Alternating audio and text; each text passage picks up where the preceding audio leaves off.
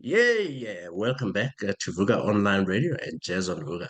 And last few weeks, we have been celebrating making jazz sexy again, as you know, and then eventually it led to the Mzantsi Jazz Awards, the eighth Mzantsi Jazz Awards. And as I told you on the line, I have we used to say, I get to know why people do still say it to do all the way from Belgium,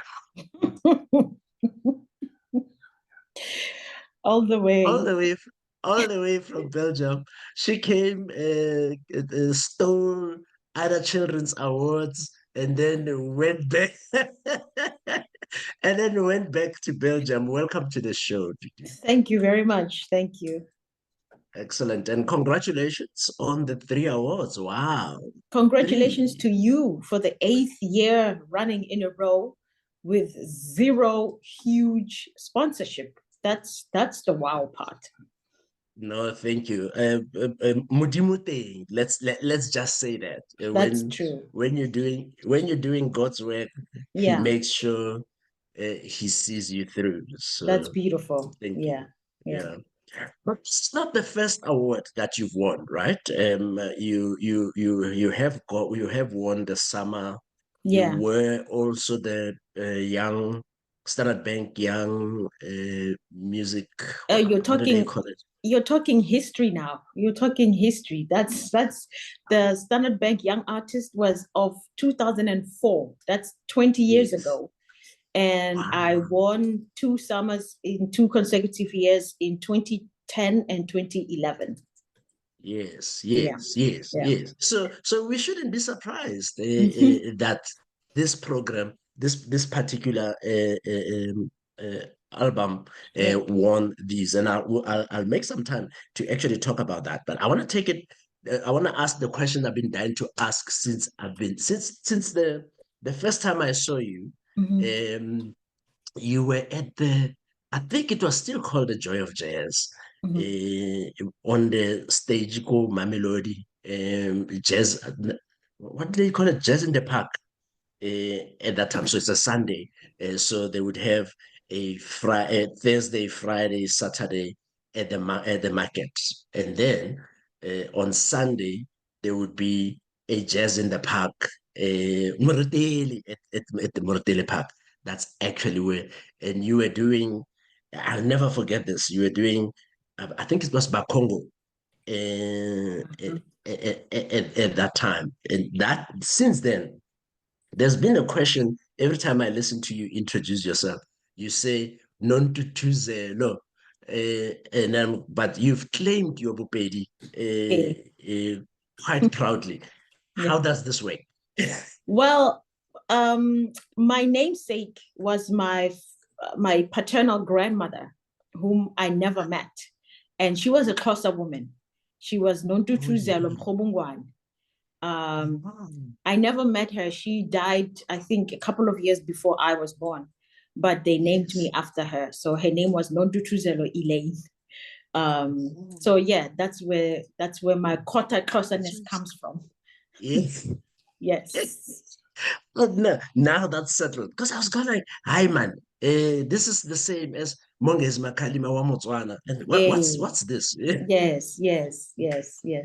Yeah, no, she No, it's married good. she came from the Eastern Cape as far as I know.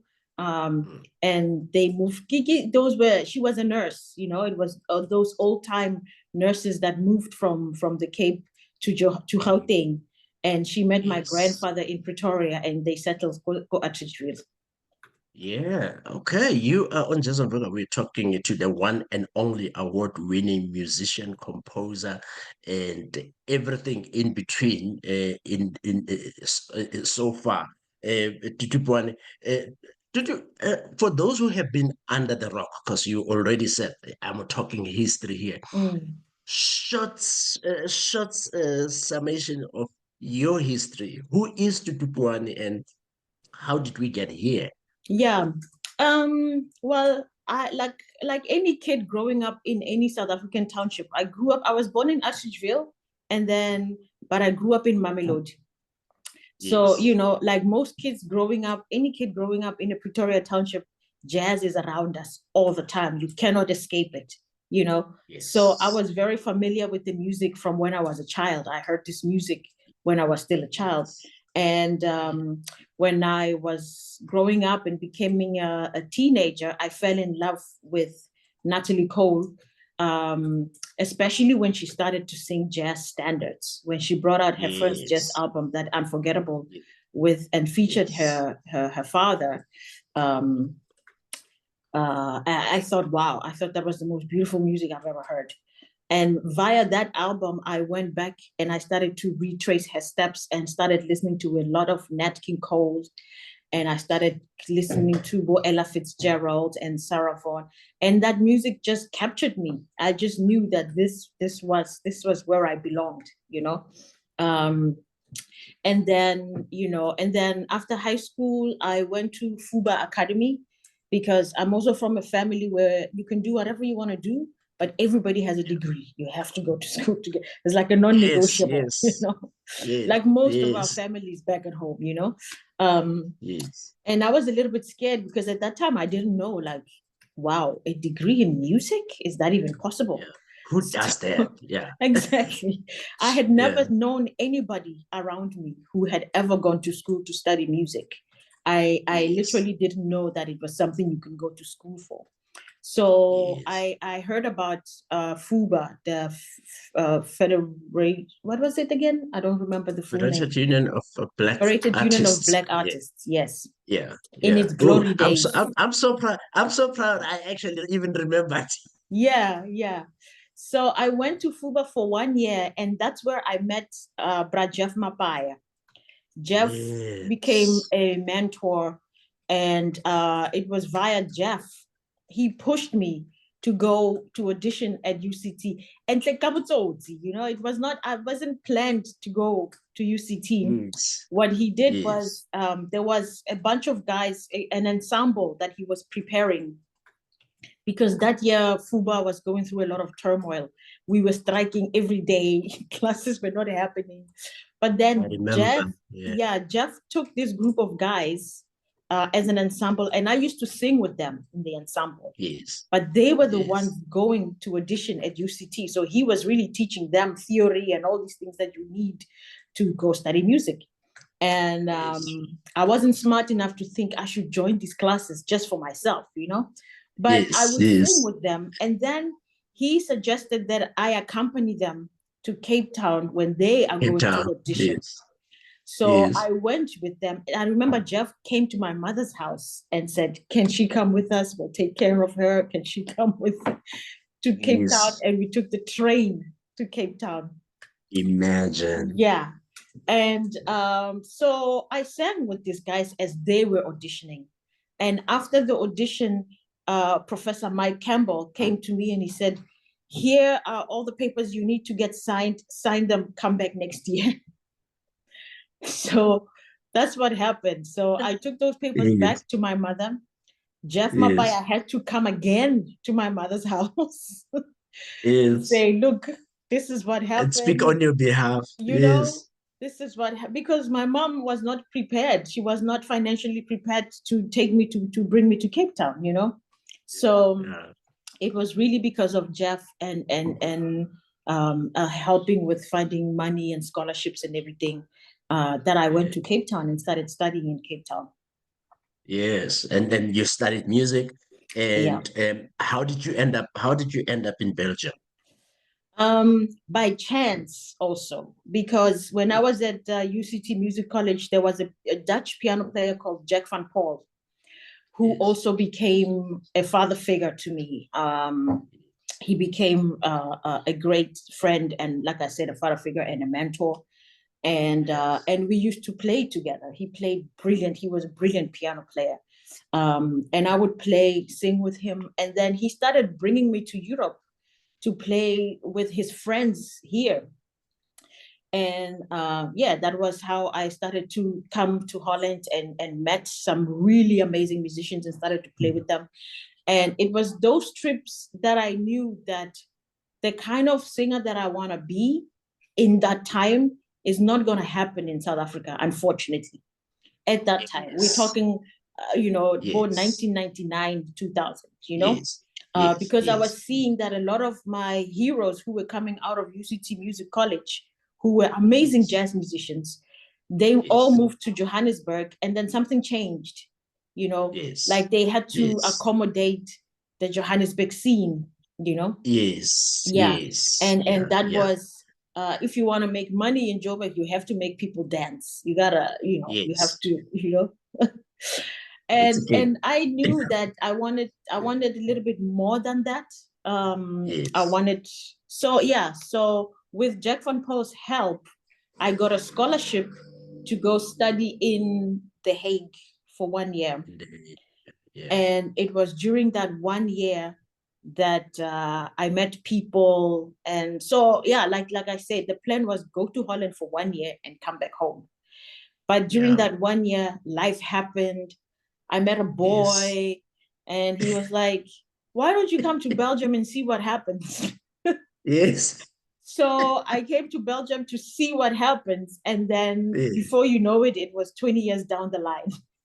Life happened, right? Yeah. You are on the Jazz on Burger, and we are chatting to the award-winning Tutu Waga Puoane. She recently won 3 awards at the Mzantsi Jazz Awards, which has been fascinating. And I want to talk a little bit about what you mentioned about adjusting, acclimatizing to the Joburg taste, but I'm going to ask it in a different way.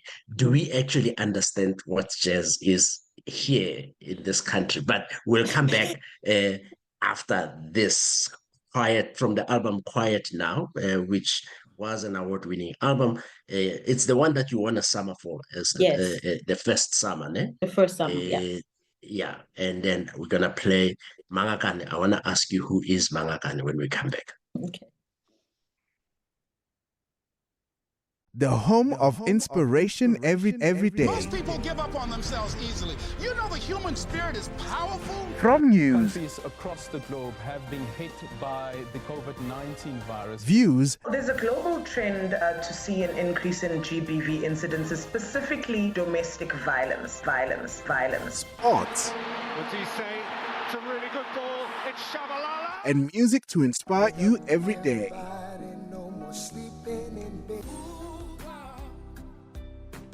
This is Vuga Online, your inspiration radio station.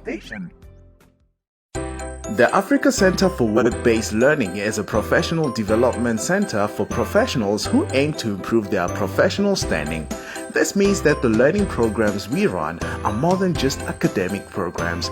They are work-based programs that focus on leveraging your current experience as a professional to build your overall profile. A year down the line, the Africa Center for Work-Based Learning is developing into a preferred center for professional development in Pretoria, with 8 professional development faculties including accounting, teaching, entrepreneurship, as well as IT and many more. For more information, go to acwbl.org or dial +27 12 751 7608. The Africa Center for Work-Based Learning, where work is learning.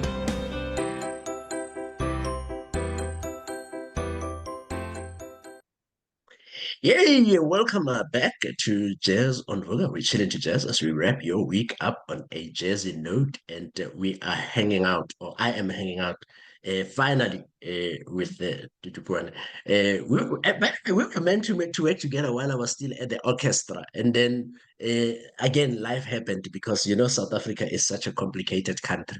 Who is Mangakane? Mangakane is my mother. Yes, that is my mother. So if you listen to the song and you listen to the lyrics, then it makes sense that was talking about my mother. But on that album, because I'm curious, the dedication to your mother is obvious, is kind of obvious, right? But I also now it makes sense. Old Man River and Perfect Life. What was the significance of putting that track? Because I always wondered when I listened to that, what's the story there? Yeah, Old Man River is a poem by Phesima Bantu. So yeah, so this idea of singing, using poetry into music has always been there, Yes. So it actually, Pesima Bandu's poem was actually the first catalyst to this idea.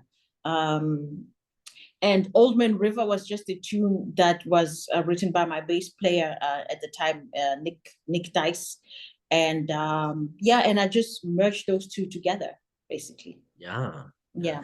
I'm always fascinated at this, at the ideas that emerge when when I'm talking to creatives and the creation of music. So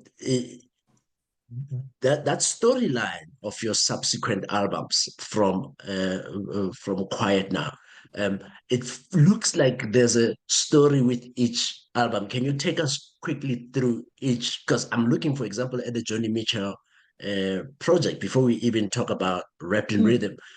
So what's the storyline since Quiet Now for each of the albums?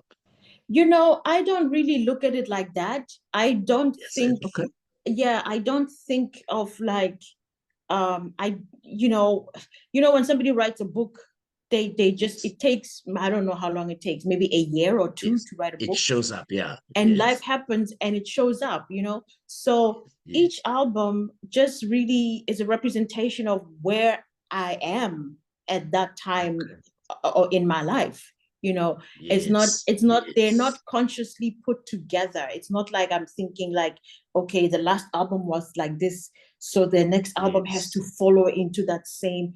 It doesn't work like that for me. For me, it's really just about, it's about what's happening in my life at that moment.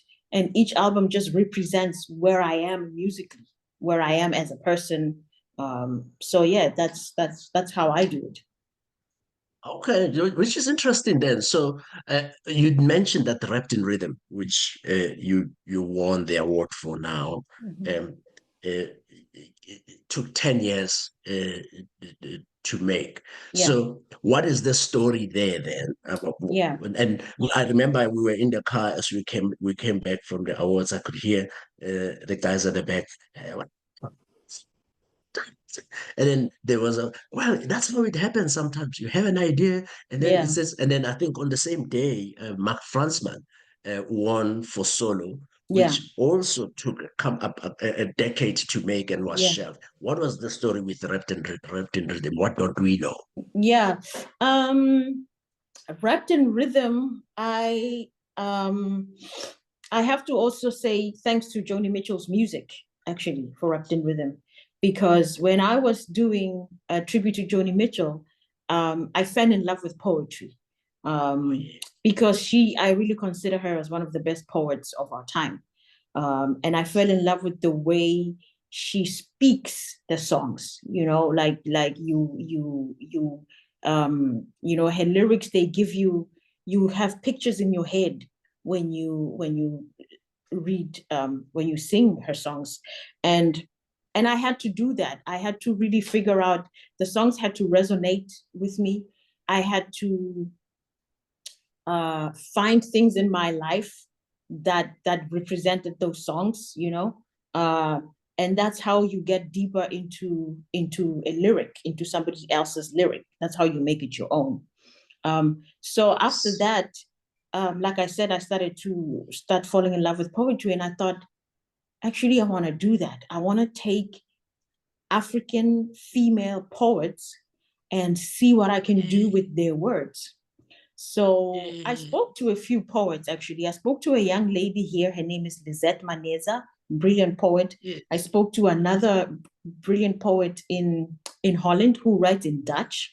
And then in my search, I found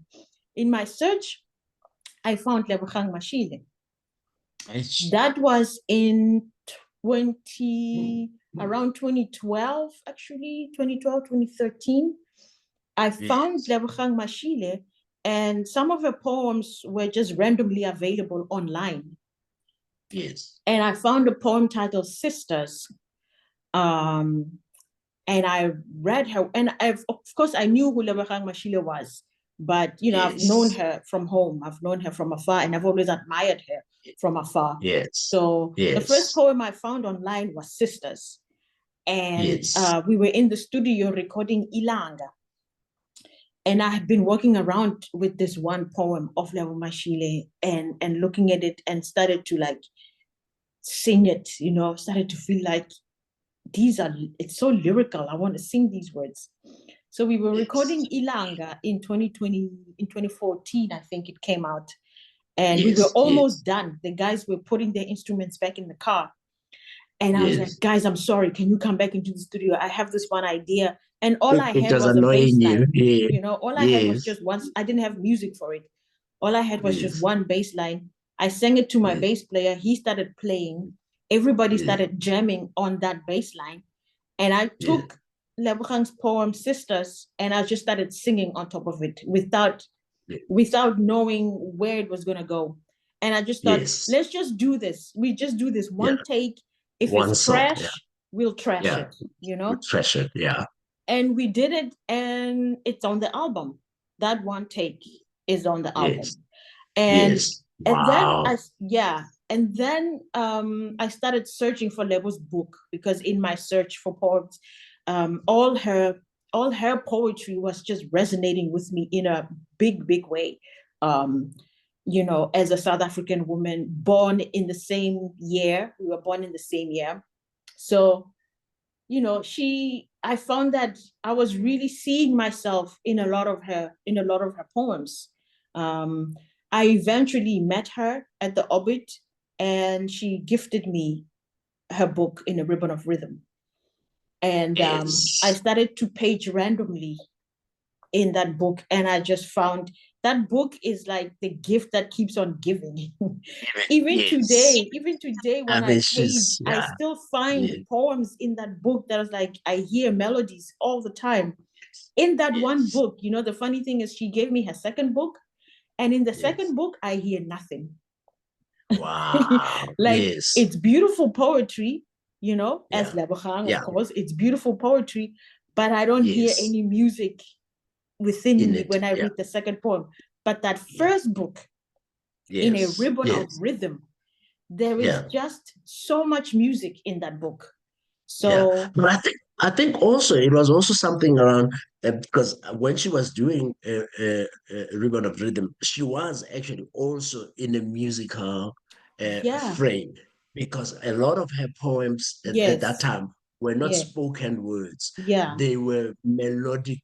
They had a bit of a melody to it. So I think it actually makes a lot of sense. On Jazz and Vocal, and we're chilling to jazz as we wrap your week up on a jazzy note. I want us to pause on that story, and then I think when we come back, we start wrapping up with Tutu Waga Puoane. But I want to ask her two questions to close, and then just close that story with the wrapped in rhythm. But here is the River from the Johnny Mitchell project. We'll be back.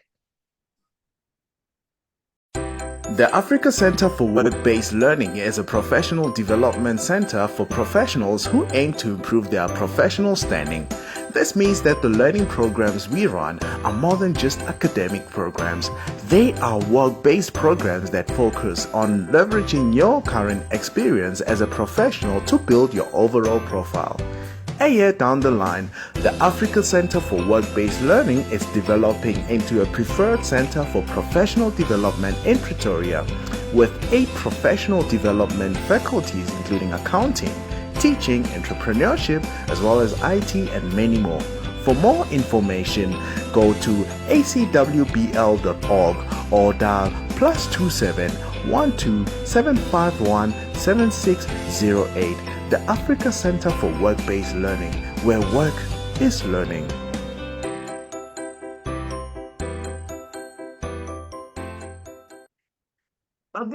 I hope you're having a fantastic time as we chat, chilling to jazz. I like that chilling to jazz thing. We do jazz on a Friday here at Mzantsi. Is there anything you haven't said about that rap and rhythm? Because I kind of interrupted you there, but I just wanted to get to a song quickly. I just wanted to quickly say try to explain why it took so long.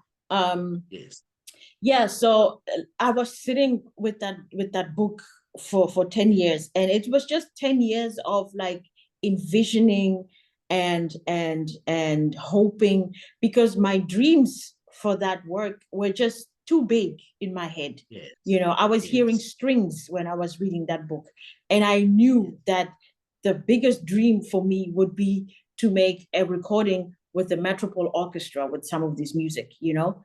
And I was like, how is that going to happen? But this dream was just there. You know, at some point, my husband was like, let's just record it. Let's just record in quartet, and let's just do it like that and leave this whole huge idea of the Metropole Orchestra and blah, blah, blah. But I couldn't let go of that, you know? So so in those 10 years, eventually somebody invited me. It was like you say, if your heart is in the right place, the universe listens, you know? Yeah. So Yeah. in that space of 10 years, somebody gave me an opportunity to sing with the Metropole Orchestra, you know? Yes. And I was Yes. like, well, what do you know? Oh, yeah. So that was my one foot with the Metropole Orchestra, and conducted by Vince Mendoza on top of that. Imagine, yeah. So Yeah. I sang only 2 songs. We did like we had like a little tour of like 6, 7 shows. And in that Yes. show, I was singing only two songs. And it was the tribute to Toets Tielemans, you know. So yeah, so I was in Holland, and we played one gig in Germany. We played one here in Brussels. And that was my foot within the Metropole Orchestra. And I spoke to them about my idea, and I gave them the music to listen to. And they came back and they were like, yeah, we love this idea. But then you see, the thing is, I had like 16 poems, and I knew that I wanted to do a vinyl, but you cannot put 16 songs on one vinyl. So the idea came of like separating the project in 2 parts, volume 1 and volume 2. So volume 1 is the one that is out with the smaller band. And then volume 2 is coming out next end of June, I believe, 2025, with the Metropole Orchestra. So yeah, so those 10 years were needed for me to get one foot in the door. And look what it created in many ways. It's a I mean, I'm still getting into it, because I think we've been playing Latitude Yeah. on the station, and we've been playing Illicit Love, Yeah. which is actually on the top 20 of the South African Jazz Top 20. Oh. For the online. We actually have a South African Jazz Top 20. We're not playing with this jazz thing. That's It awesome. has been. I'm so sad that we don't have as much time as we need. But I would love to have part 2 of this conversation, because there's just so many questions I would love to ask. But do awards matter? In all honesty, they don't. Yeah. And of course, I'm speaking for nobody else but myself. Sure. I don't create this music for the sake of that, you know. But I don't take it for granted that when they do happen, and you do happen to get nominated, it means a lot. It really means a lot, because we struggle. Like most artists, especially jazz, especially if you're not a Herbie Hancock or a Diana Reeves, or, you know, and you know, we're not doing this for the money, because it's a struggle, you know. It shows up, yeah. But then when these awards come your way, and you get recognized, it really means a lot, because it says that first of all, it encourages you to keep going, you know. It says that people do appreciate what you are doing, because after all, we are in a service. It's a service industry in a way. You know, I play my music. I do create my music for myself, for my own being, for my health and everything. But I don't sing it in my kitchen. You know, I want to be on stage and I want people to come, right? Yeah. So if a lot of people come, that is the service that you give. So these awards, you know, they help in that way. They help your self-esteem, man. Sometimes you feel so low, you know, I get you. Yeah. And just to know that people appreciate what you do is huge, especially for me, living here in Belgium. You know, I am appreciated in Belgium, but I'm still not Belgian, you know? Yes. Yeah. So knowing that there are people in South Africa who love what I do, who acknowledge what I do with these kinds of awards means absolutely everything to me. We appreciate you so much. And Thank you, I'm looking forward to having a lot more of this conversation. That was my conversation there with the award-winning musician, composer, and Tutu Waga Puoane. And she will be back, that's for sure. And thanks, Tutu. Have a good one. Thank you so much, Ntade. Have a nice day. Ciao.